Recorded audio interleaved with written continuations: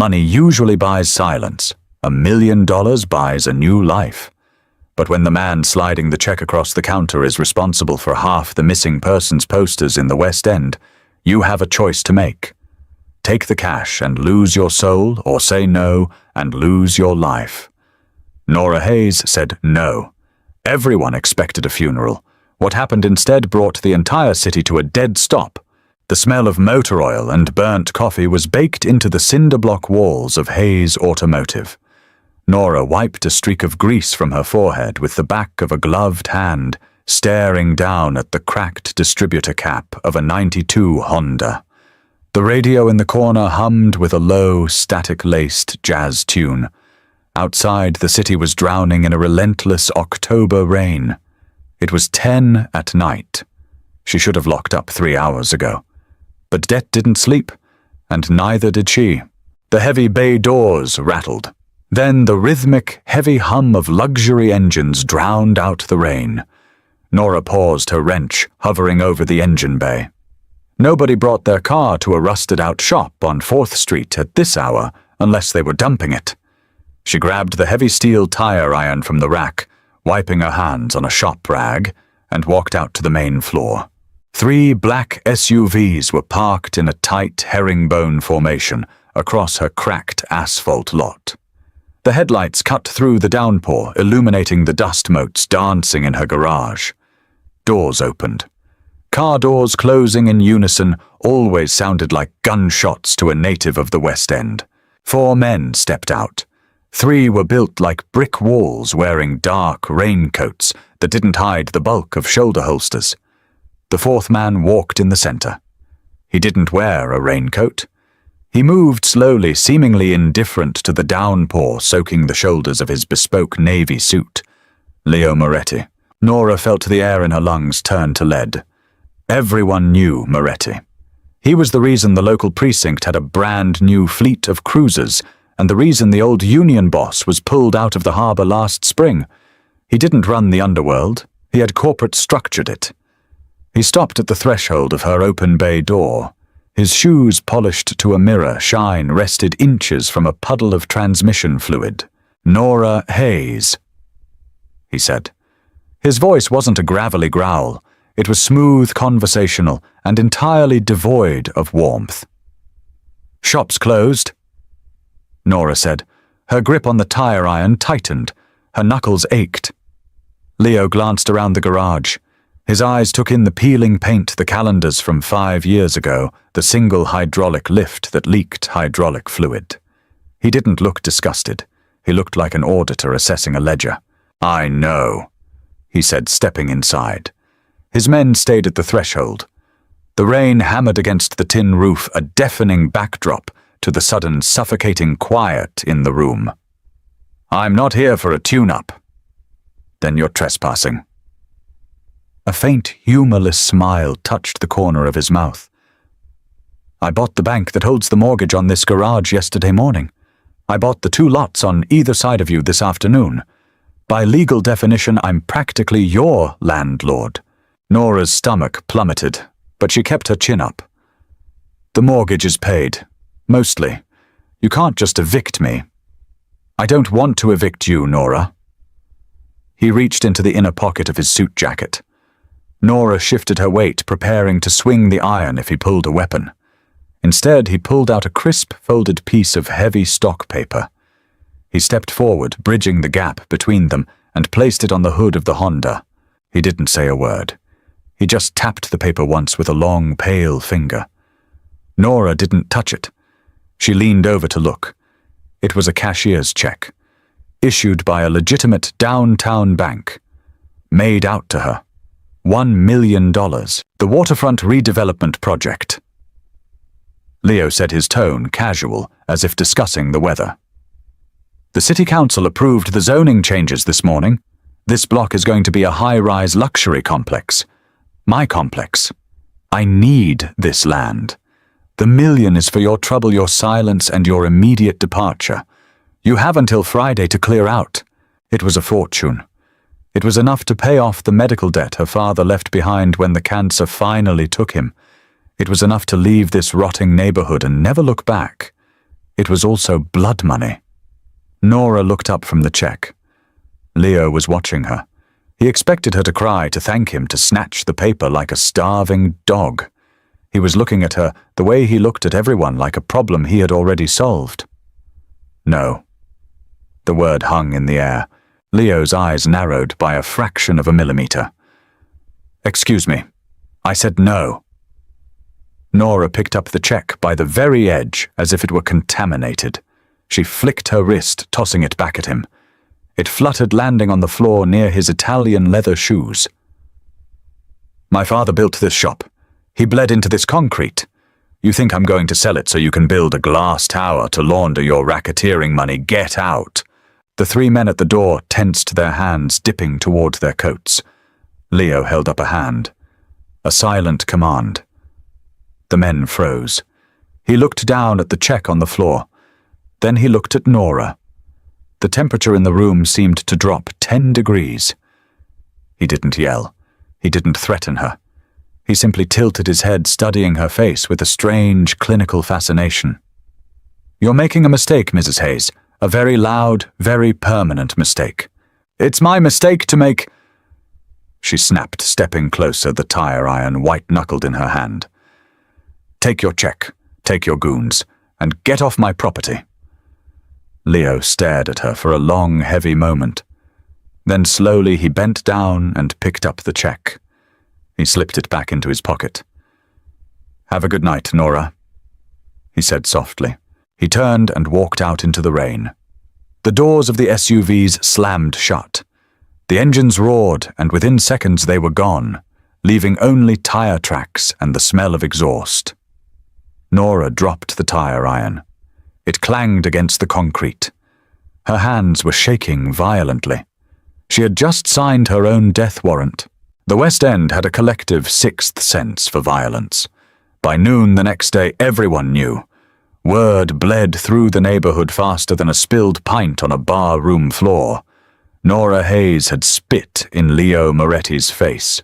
Nora didn't sleep. She sat in the dark office overlooking the garage, a pump-action shotgun resting across her knees, a pot of black coffee turning to sludge on the hot plate. Every passing siren made her heart hammer against her ribs. Every shadow stretching across the frosted glass of her bay doors looked like a man with a Molotov cocktail. She knew how Moretti worked. He didn't do messy drive-bys. He did quiet, devastating ruin. A fire started by faulty wiring. A sudden brutal mugging gone wrong. Morning broke grey and miserable.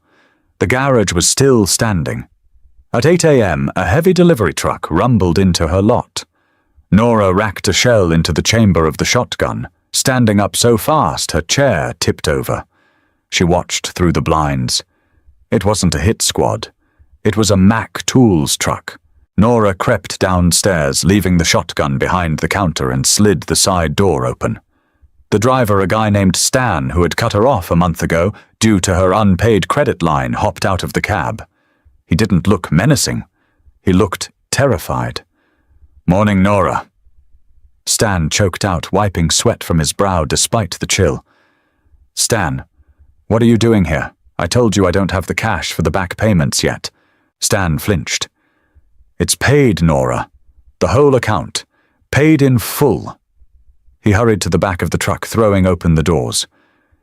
Plus, I got a delivery. Top-tier diagnostic rig. 2 new heavy-duty impact wrenches. A full master socket set.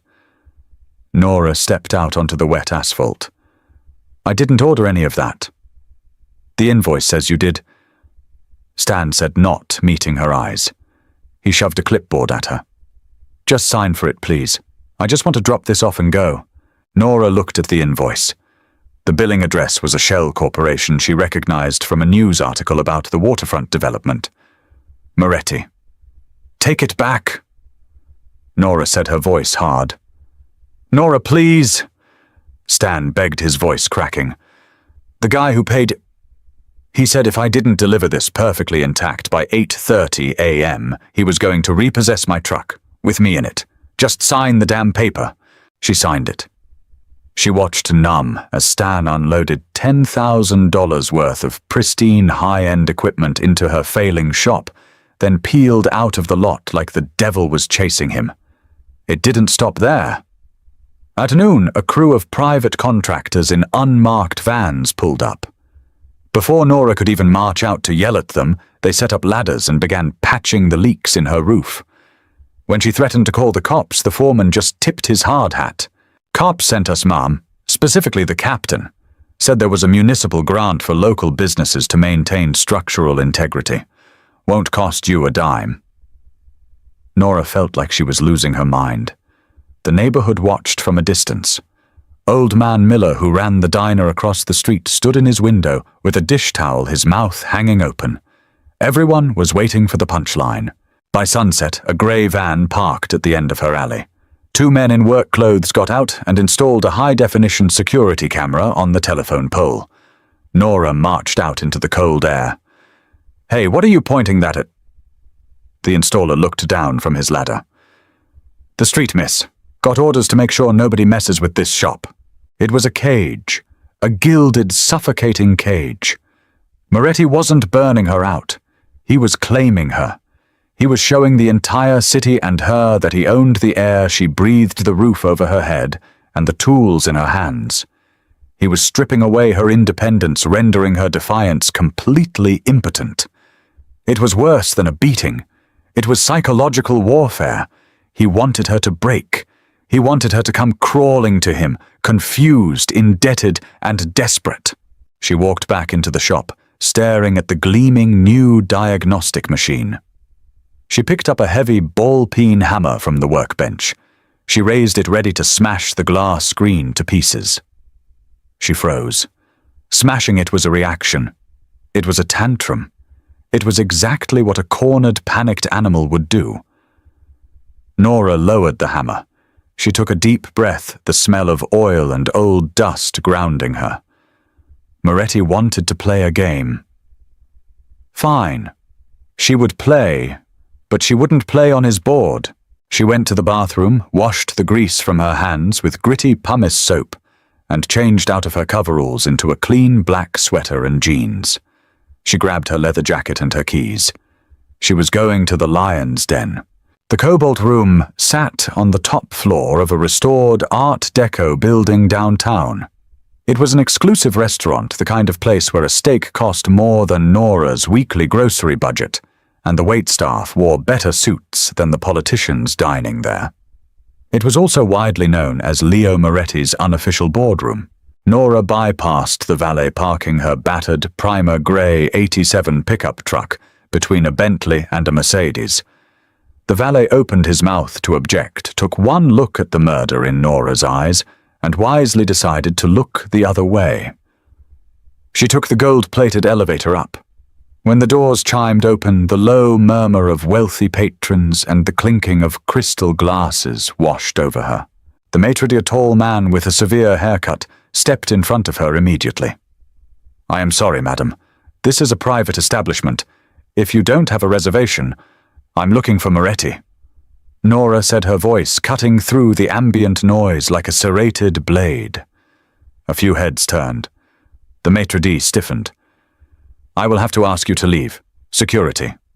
Let her through." The voice came from the back of the room, from a circular booth bathed in shadows and the dim glow of amber wall sconces. The maitre d' instantly backed away, dipping his head. Nora walked across the thick plush carpet. Her heavy boots felt loud, out of place, but she refused to soften her stride. She reached the booth. Leo Moretti sat alone. A half-finished glass of red wine and a plate of rare steak sat in front of him. He was wearing a black dress shirt, the collar unbuttoned, looking remarkably relaxed for a man who had a city by the throat. He gestured to the empty leather seat across from him. "You look tense, Nora. Sit." "I prefer standing." Leo took a slow sip of his wine, his dark eyes fixed on her. "You have a habit of refusing my offers. It's becoming a pattern." Nora slammed both her hands flat on the mahogany table, making the silverware rattle. "What the hell is your game, Moretti?"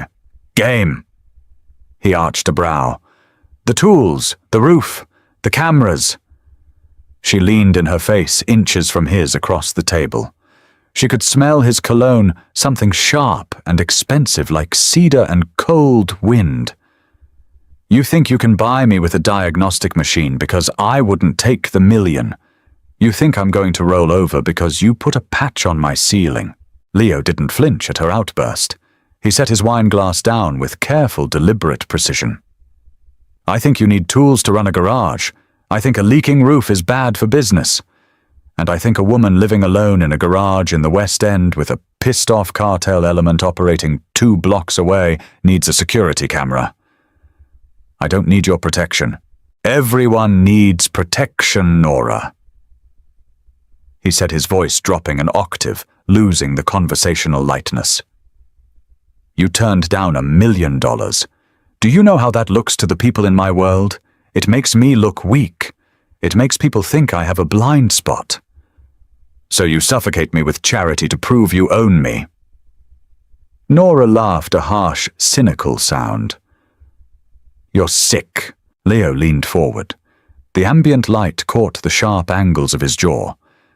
The casual indifference was gone, replaced by a quiet, simmering intensity.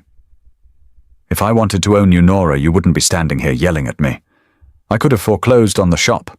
I could have had the city condemn the building. I could have made you vanish. He held her gaze, and for the first time, Nora saw the absolute terrifying truth in his eyes. He wasn't playing a game. But I didn't. Why? She demanded, her voice dropping to a harsh whisper. Why not just burn me out like you do everyone else? Leo stared at her. He looked at the defiance in the set of her shoulders, the dirt under her fingernails that no pumice soap could scrub away, the sheer, unadulterated anger in her eyes. In a world full of yes-men, terrified victims, and greedy opportunists, she was a striking, jagged anomaly. Because, Leo said softly, leaning back into the shadows of the booth, you're the first person in 5 years who looked me in the eye and told me to go to hell. You didn't negotiate. You didn't beg. You just stood your ground. Nora felt a chill race down her spine. The absolute sincerity in his voice was far more dangerous than a threat. I don't want your respect, Moretti. I want to be left alone. That's a tragedy. Leo replied, a ghost of a smile returning to his lips. Because you are now the most interesting thing in this city to me. The $1 million offer is off the table. Good. I don't want the land anymore, Nora, he said, picking up his wine glass again. But I do want something else. Nora stood up straight, suddenly feeling like the air in the room was too thin to breathe. She had walked in here to fight a bully, but she realized too late she had walked into a cage with a predator who had just decided he liked the taste of her resistance. Stay away from my shop, she said. It sounded less like a threat and more like a plea. Leo took a sip of his wine. Drive safe, Nora. The roads are slick tonight. She turned and walked away, feeling his eyes on her back the entire way to the elevator. She had kept her shop. She had won the battle. But as the elevator doors closed, shielding her from the cobalt room, she knew with terrifying certainty that the war had just begun. The West End didn't forget easily, but it did know how to look the other way. For a week, Hayes Automotive existed in a bizarre, quarantined vacuum. Customers cancelled their appointments. Old Man Miller stopped bringing over day-old coffee. The entire neighborhood treated Nora's garage like a radioactive site. Nora spent the days pacing the concrete floor, organizing the pristine tools she didn't ask for, and staring at the flashing red light of the security camera on the telephone pole. She was going broke, just in a much more secure building. On Tuesday afternoon, the low rumble of a flatbed tow truck shook the bay doors. Nora walked out, wiping her hands on a rag, expecting a customer who hadn't heard the neighborhood gossip. Instead, she watched a driver in a generic gray uniform unchain a 1969 Ford Mustang Mach 1. It was painted a matte predatory black. It was also completely ruined. The windshield was shattered in a spiderweb pattern that distinctly resembled bullet holes. The front left fender was crumpled like a soda can, and a thick trail of black oil bled onto the asphalt. The driver dropped the bed, let the Mustang roll into her lot, handed her the keys without a word, and drove off. A sleek black sedan pulled up to the curb a minute later. Leo Moretti stepped out. He was dressed down today, a dark charcoal overcoat over a simple black sweater, though the clothes still looked like they cost more than her shop. He walked up to the Mustang and ran a hand over the ruined fender. It took 2 slugs to the engine block. He said, his voice flat. Radiator is shot. Transmission feels sloppy. Nora crossed her arms. She looked at the bullet holes, then at the mob boss standing in her driveway. Take it to a body shop. I don't need bodywork. I need it to run. He turned to look at her. His dark eyes were unreadable. You're a mechanic, Nora. I'm a paying customer. I don't work on cars tied to homicides. Nobody died in this car, Leo said. The man driving it ducked. He's currently enjoying a very long vacation in Florida. I just need the engine rebuilt. Why me? You have an entire city of people on your payroll. Because you need the money, he replied, stating a simple, brutal fact. Your ledger is empty this week. Your regulars are terrified of me. If I don't give you business, you fold by the end of the month. Then I win anyway. Nora hated how easily he dismantled her defenses. He wasn't yelling. He was just dealing cards from a stacked deck. She looked at the Mustang. It was a beautiful machine, abused and neglected. Beneath the fear and the anger, the mechanic in her itched to open the hood. 10 grand, Nora said, her voice hard. Parts and labor, paid up front, in cash. Leo didn't blink. He reached into his coat, pulled out a thick manila envelope, and tossed it onto the hood of the Mustang. I'll be back on Friday, he said. It's a complete rebuild, Moretti. That takes 3 weeks, assuming I can source a 351 Windsor block by tomorrow. Friday, Leo repeated, turning his back to her and walking toward his sedan. I suggest you start now. Nora spent the next 3 days living on black coffee and spite. She ordered the parts with the cash he left, paying a premium for overnight freight delivery. She slept on a cot in the office for 2 hours a night. She tore the engine down to the block, her hands stained black, her muscles aching with a familiar, punishing burn. Working on the car was a distraction. It was a mechanical problem with a logical solution. Unlike Leo Moretti. On Thursday night, the rain returned, drumming a steady hypnotic beat against the tin roof. Nora was underneath the Mustang, a headlamp illuminating the undercarriage, as she wrenched the new transmission into place. The heavy bay door creaked open. Nora didn't jump. She just tightened her grip on the torque wrench. She slid out from under the car on the creeper, staring at the doorway. Leo was standing there. It was 2 a.m. He wasn't flanked by guards. He was alone, a wet umbrella dripping onto the concrete. He pulled a wooden stool from the corner, dragged it near the front bumper, and sat down. You're early, Nora said, wiping grease from her cheek. I couldn't sleep. Try warm milk, or counting all the people you've extorted. Leo let out a low, rough chuckle. It was a surprisingly human sound. You have a vicious mouth, Nora. You have a terrible personality. We all have our flaws. She slid back under the car. She wasn't going to stop working just because he decided to haunt her garage. For an hour, the only sounds were the rain and the metallic clatter of her tools. Leo didn't speak. He just sat there watching her work. It wasn't a sexual gaze. It was analytical. He watched her hands, the way she problem-solved, the sheer brute force she applied to stripped bolts. My father was a butcher, Leo said suddenly. His voice echoed slightly in the cavernous room. Nora paused, a wrench suspended in the air. She didn't say anything. He worked 14 hours a day slicing prime cuts of meat for rich people in the North End, then came home and fed us the scraps. Leo continued his tone detached, as if reciting a Wikipedia article about a stranger. He owed money to a loan shark. The shark broke his hands with a ball-peen hammer when I was 12. He never worked again. He died a miserable, broken man. Nora slid out from under the car, sitting up. She looked at him. The shadows hid half his face, but the coldness in his eyes was absolute. "Why are you telling me this?" she asked. "Because I want you to understand me," Leo said. He leaned forward, resting his elbows on his knees. "I don't break people's hands, Nora. I buy the loan shark. I buy the butcher shop. I buy the neighborhood. Power isn't violence. Power is control." "And what happens when someone doesn't want to be controlled?" Leo looked at her, his gaze heavy and fixed. "Then I sit in a cold garage at 2 in the morning trying to figure out why." The problem with being noticed by a man like Leo Moretti is that his enemies notice you too. Friday morning arrived with a biting, bitter wind. The Mustang was finished.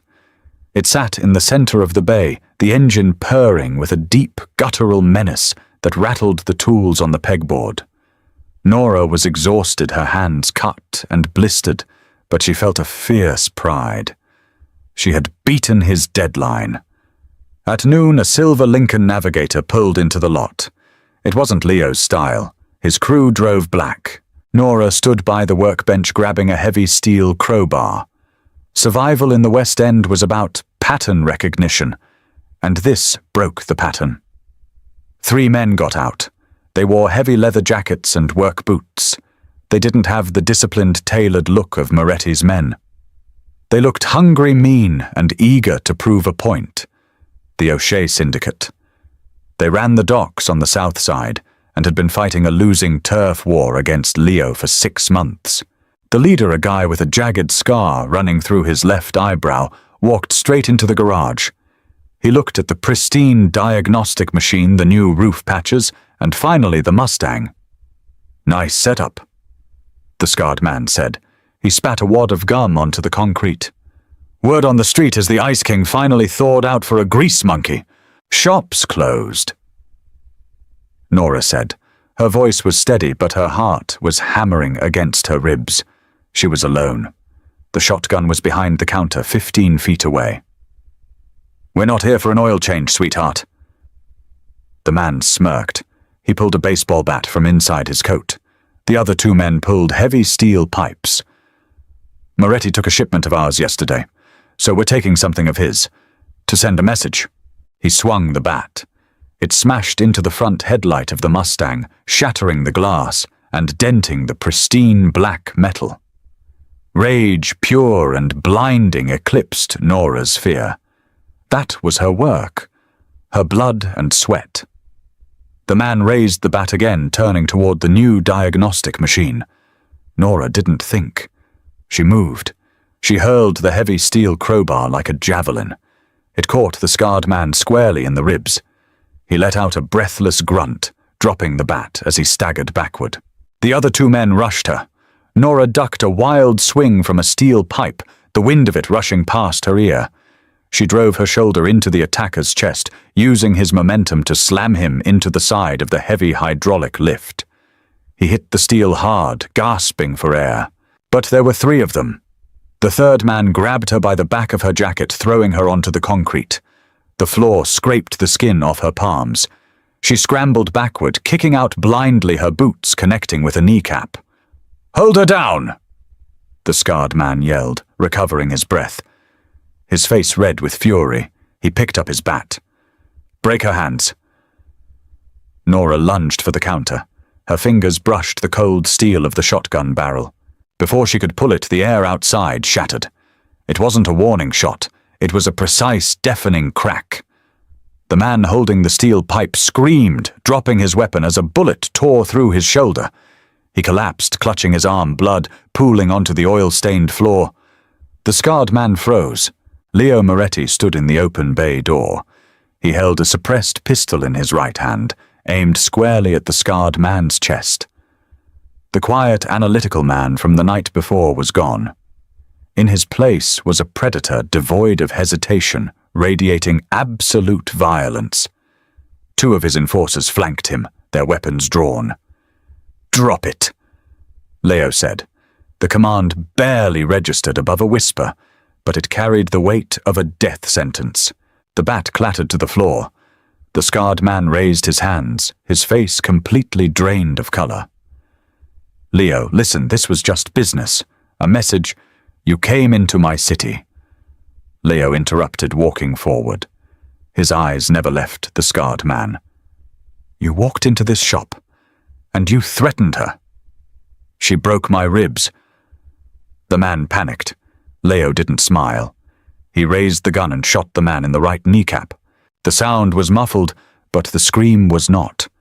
The man crumpled to the floor, writhing in agony. Nora flinched, pressing her back against the counter, her breath coming in short, jagged gasps. She had seen violence before, but never this surgical, never this cold. Leo looked down at the three men bleeding on her floor. "Clean this up," he told his enforcers. "If O'Shea wants to send messages, tell him I'm returning to sender. Take them to the docks. Make sure they don't walk again." His men moved with terrifying efficiency, dragging the groaning men out to the Lincoln. Leo lowered his gun and turned to Nora. She was still on the floor, her hands bleeding, her clothes covered in dust. He didn't offer his hand. He just looked at her, his jaw tight. "Are you hurt?" "No," she rasped, pulling herself up by the edge of the counter. She looked at the blood on the concrete. You shot them in my shop. They were going to break your hands." Leo said, his voice hard. "You think you can play in this world, Nora? You think your defiance is a shield? This is what happens when you catch my attention. My enemies become your enemies." "I didn't ask for your attention," she screamed, her voice cracking. "I didn't ask for any of this. It doesn't matter." Leo snapped, stepping closer, closing the distance between them. The smell of gunpowder and his cedar cologne was intoxicating and terrifying. "The board is set. You're on it. The only way you survive now is if you stay close to me." Nora stared up at him. She hated him for bringing this to her doorstep. She hated him for being right. But most of all, she hated that when he walked through that door, her first feeling hadn't been fear. It had been relief. The police didn't come. Nobody called them in the West End. Nora spent 3 hours scrubbing the concrete with bleach and an industrial stiff bristle brush, trying to get the coppery smell of blood out of the shop. Every time she closed her eyes, she saw the muzzle flash. She saw Leo's face, a mask of absolute, unforgiving control. By 10 o'clock at night, the shop was locked down. The heavy iron bars were pulled over the windows. The security system was armed. Nora sat in the office upstairs, nursing a glass of cheap whiskey, staring blindly at the security monitors. She was trapped. Leaving meant abandoning her father's legacy and running from a ghost. Staying meant accepting the gilded cage Leo had built for her. At 2:45 a.m., the buzzer at the heavy steel side door rang. Nora jumped, spilling her whiskey. She grabbed the shotgun, racking a shell with a loud metallic clack. She walked to the security monitor. It was Leo. He was alone, leaning heavily against the brick wall. His head was bowed, and in the harsh glare of the sodium street lamp, she could see a dark, wet stain spreading across the side of his charcoal shirt. She should have left him there. She should have called an ambulance or the cops, or simply let the city claim him the way it claimed everyone else. She walked downstairs and undid the deadbolts. She opened the heavy steel door.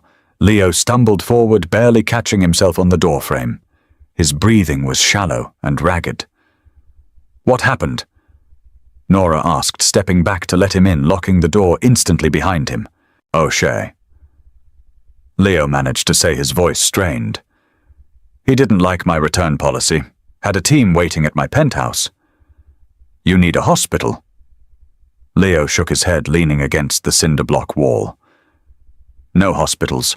O'Shea has guys in the ER at St. Jude's. And my private doctor is..." Currently unavailable, probably dead. He looked at her, his dark eyes cloudy with pain, but fiercely focused. I need you to patch me up. I fix cars, Moretti, not people. Mechanics know how to stop leaks. He grunted, unbuttoning his shirt with bloody fingers. I have a bullet graze on my ribs. It didn't hit anything vital, but it won't stop bleeding. I need stitches. Nora stared at him. He was arguably the most dangerous man in the city, currently bleeding out in her garage, putting his life entirely in her calloused hands. Sit down, she ordered. She guided him to the heavy wooden chair in her office. She grabbed the first aid kit her father used to keep for shop accidents, a heavy-duty tackle box filled with gauze iodine surgical tape, and a suturing kit he bought off a combat medic years ago. She pulled a pair of nitrile gloves on and turned on the bright articulated desk lamp, angling it toward him. Leo pulled his shirt open. The wound was ugly. A deep, jagged groove tore through the flesh along his left rib cage, weeping dark red blood. It was a close call. 2 inches to the right, and it would have shattered a rib and punctured a lung. This is going to hurt, Nora said, uncapping a bottle of iodine. I've had worse, Leo muttered. She poured the iodine directly onto a gauze pad and pressed it into the wound. Leo didn't scream, but his entire body went rigid. His jaw locked the muscles in his neck, standing out like steel cables. He gripped the armrests of the wooden chair so hard the wood groaned. Nora worked quickly, her hands surprisingly steady. The panic she felt earlier during the fight was gone, replaced by the cold, mechanical focus she used to rebuild engines. She cleaned the wound, clearing away the debris and coagulated blood. You're very calm. Leo observed his voice a tight rasp. He was watching her face, studying the concentrated set of her brow. Don't talk. I need to stitch. She threaded the curved needle. You didn't hesitate today. He continued, ignoring her order. When they came for you, you fought back. You threw a crowbar through a man's ribs. He was smashing my work, she said, simply pushing the needle through his skin. Leo flinched, a sharp intake of breath hissing through his teeth. You value the work more than your safety. I value what's mine, something you wouldn't understand. You just buy things. She pulled the suture tight, tying it off. Hold still. I understand better than you think. He looked away, staring at the peeling wallpaper of her office. When I saw him swing that bat at you, it wasn't about the car, or the disrespect. Nora paused, the needle hovering over his skin. She looked up at him. His guard was down. The blood loss, the pain, the late hour, it had stripped away the polished corporate mobster veneer. He just looked tired. Then what was it about? She asked, her voice softer than she intended. Leo turned his head, his dark eyes locking onto hers. The intensity in them made her breath hitch. It was about the fact that if he touched you, I was going to burn the entire south side to the ground. And that terrified me. Nora stared at him.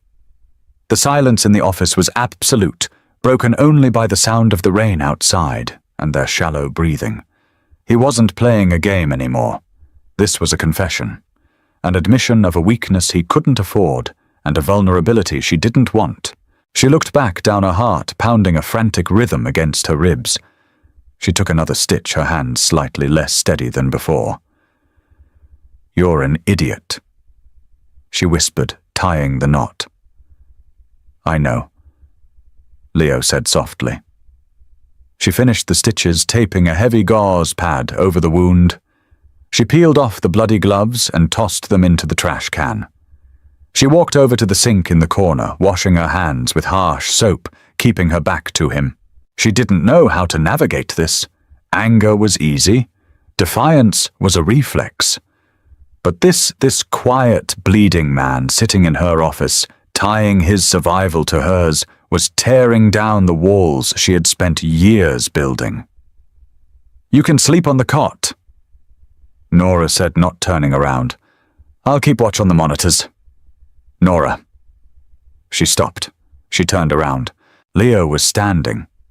He looked pale, but the bleeding had stopped.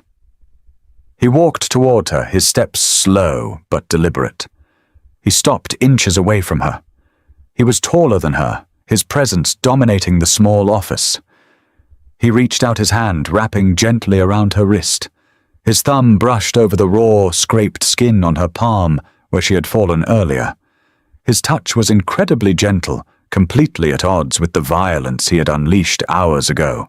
"I told you I wanted you to understand me," Leo said, his voice a low murmur. "I don't walk away from things I claim, and I don't let anyone touch what's mine." He didn't wait for her to argue. He let go of her wrist, turned, and walked over to the small cot in the corner, lying down with a heavy sigh. Within minutes, his breathing evened out, slipping into an exhausted sleep. Nora stood by the sink for a long time. She looked at her scraped palm, where the phantom heat of his touch still lingered. She was in too deep. The $1 million would have cost her her soul, but Leo Moretti was going to cost her everything else. Dawn crept into the West End like a thief, painting the cinder-block walls of the office in bruised shades of purple and grey. Nora hadn't slept.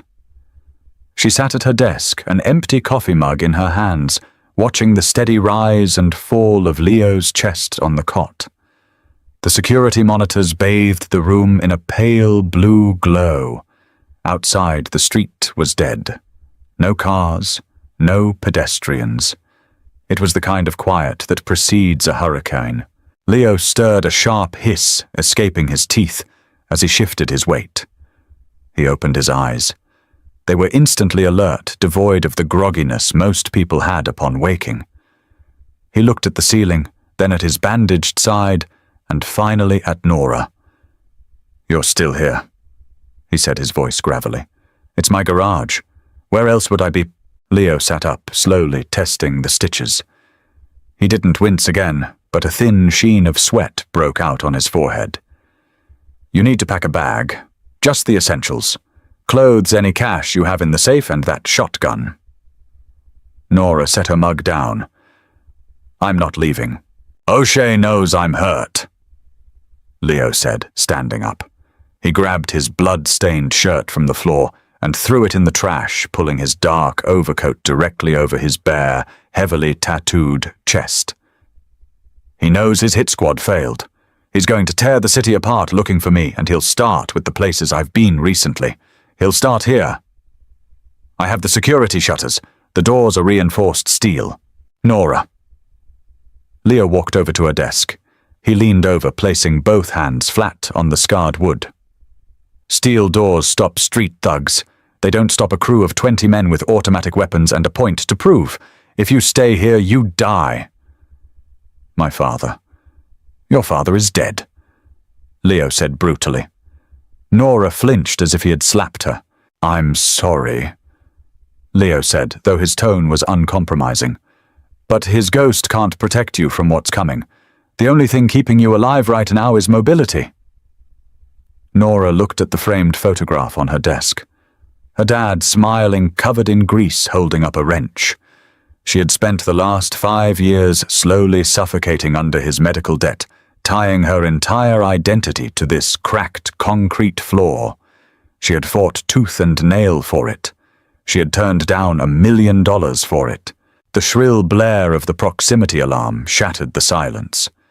Nora's head snapped toward the monitors. 3 black panel vans were idling at the end of the alley. Men were pouring out of the back doors. They didn't have bats or pipes this time. They had tactical vests. They had assault rifles. And one of them was holding a heavy glass bottle with a flaming rag stuffed in the neck. "They're early," Leo said. He reached over her desk, grabbing her arm. "Move, now." Nora didn't argue. The sight of the Molotov cocktail paralyzed her for a fraction of a second, then survival instinct took over. She grabbed the canvas duffel bag she kept for emergencies, sweeping the meager stacks of cash from her lockbox into it. She grabbed the shotgun. Out the back." Nora ordered, her voice eerily calm. "Through the utility tunnel. It dumps out behind the diner." They rushed down the metal stairs to the shop floor. The front bay door exploded. The deafening boom of the breaching charge blew the heavy steel hinges clean off the wall. The door buckled inward, crashing onto the hood of the ruined Mustang.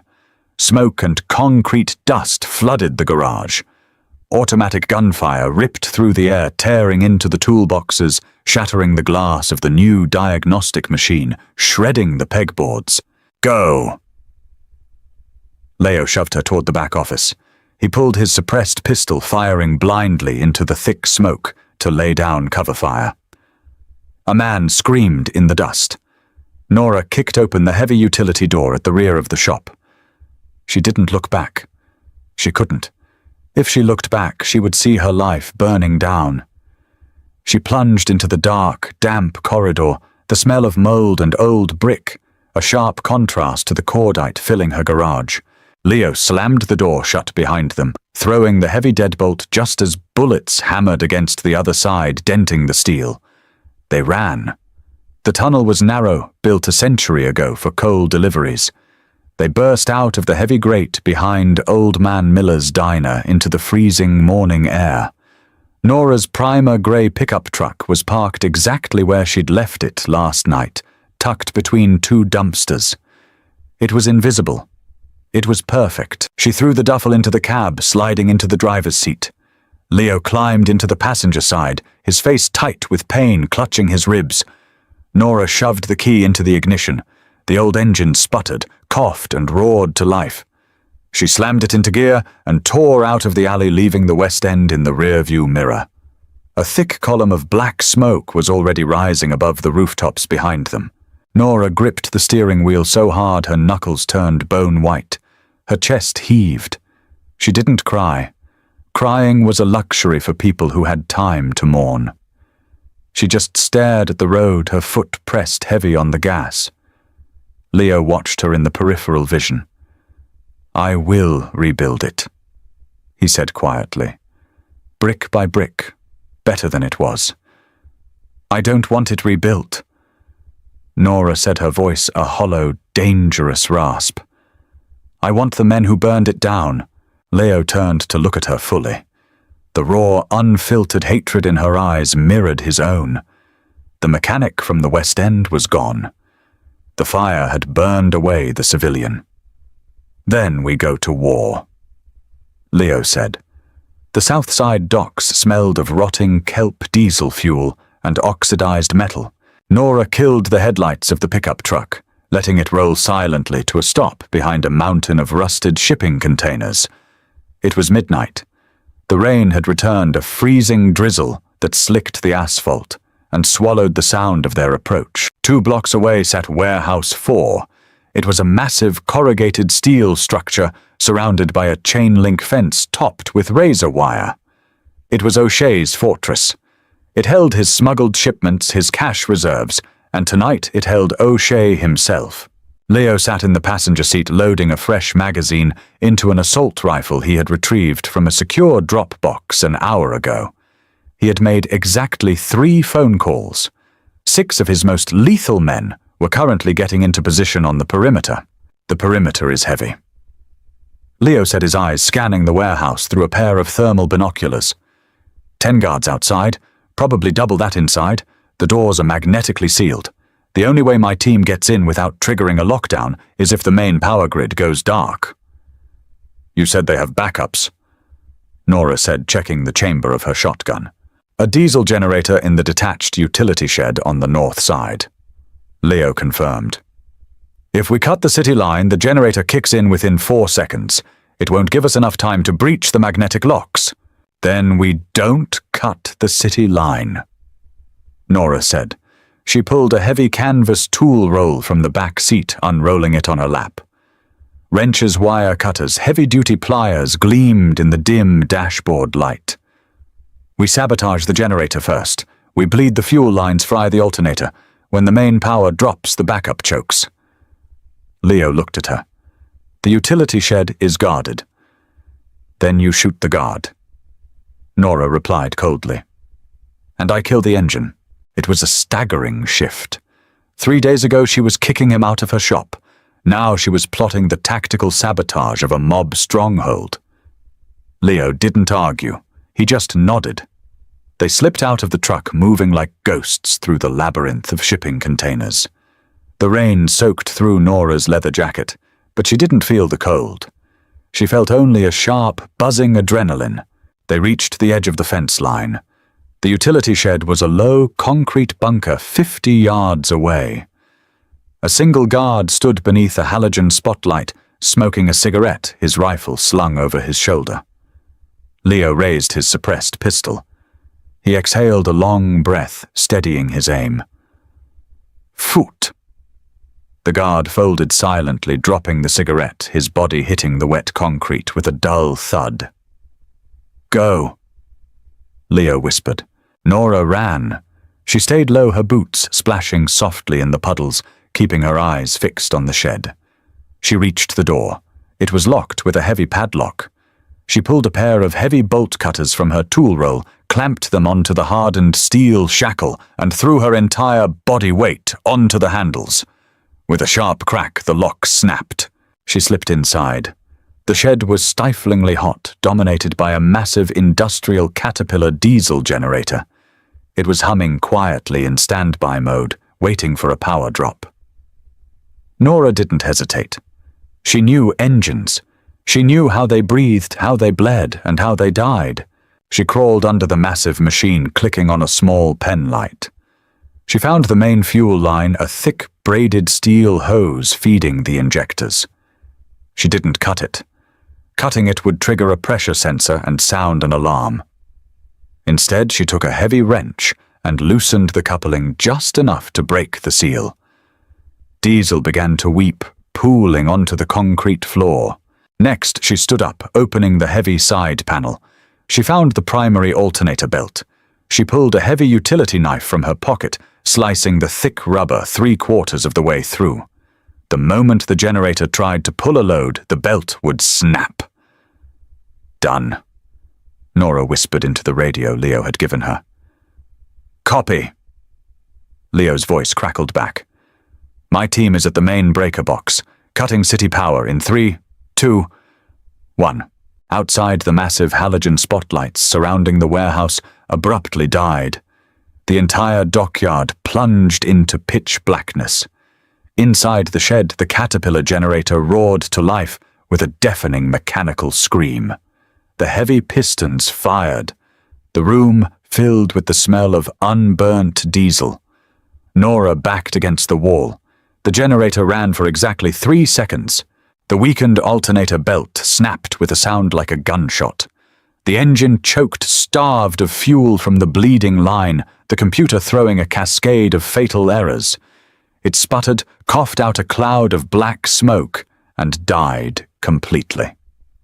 Silence slammed back down on the docks. The magnetic locks on the warehouse doors disengaged with a heavy metallic clunk. Then the gunfire started. It wasn't a shootout. It was an execution. Leo's men breached the doors with military precision. Nora stood in the dark shed, listening to the muffled shouts, the staccato bursts of automatic fire, the shattering of glass. She didn't hide. She gripped her shotgun, her eyes fixed on the door, waiting. 10 minutes later, the gunfire faded into a heavy, oppressive silence. The radio at her hip clicked. It's clear, Leo's voice said. It was perfectly calm, devoid of any adrenaline or exertion. Nora stepped out of the shed. The warehouse doors were wide open. Inside, emergency chemical lights bathed the massive space in an eerie neon green glow. Bodies in leather jackets littered the concrete floor. Leo was standing in the center of the room. He was looking down at O'Shea. The scarred man who had smashed her Mustang was on his knees. He was bleeding heavily from his shoulder and his leg. He looked up at Leo, his face twisted in a mask of absolute terror. Nora walked forward, her boots crunching over broken glass and spent brass casings. Leo glanced at her as she approached. He didn't tell her to look away. He didn't try to shield her from the brutality of his world. "You burned her shop," Leo said, looking down at O'Shea.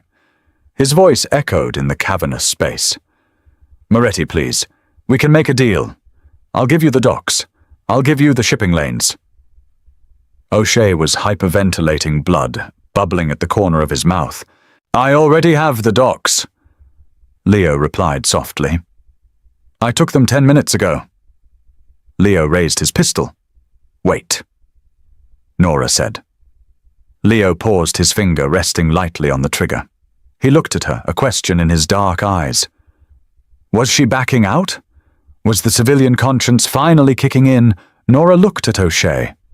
She saw the man who had ordered the firebomb. She saw the man who had reduced her father's legacy to ash and forced her to run like a rat in the dark. She didn't feel pity.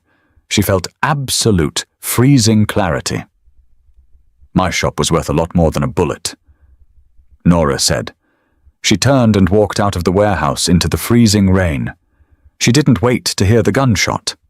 It came 3 seconds later, a single sharp crack that echoed across the water, finalizing the transfer of power. Nora leaned against the hood of her primer grey truck, letting the rain wash the smell of diesel and smoke from her skin.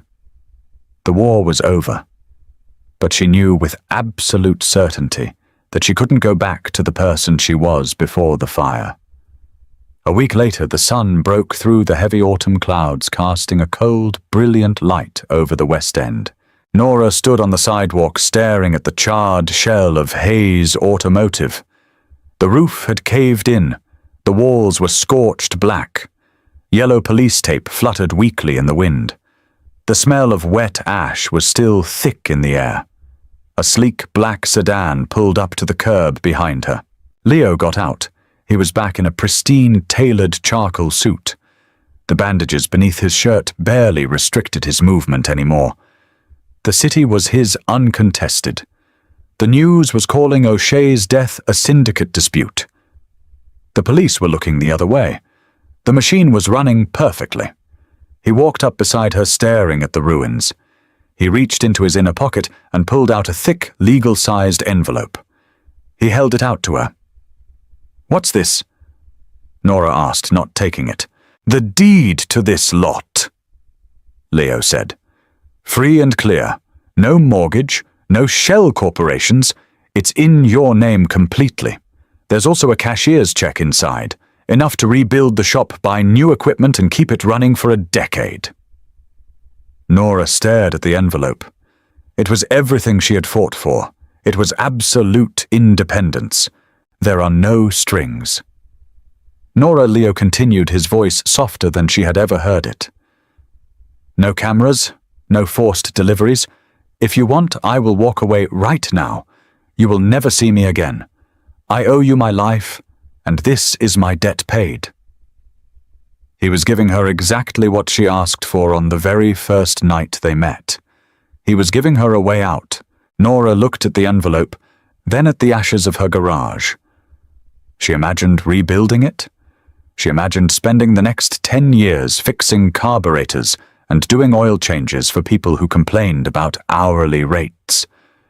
She imagined going back to the quiet, desperate struggle of being a nobody in a dying neighborhood. It sounded agonizingly boring. The fire hadn't just burned down the building, it had burned down her tolerance for a mediocre life.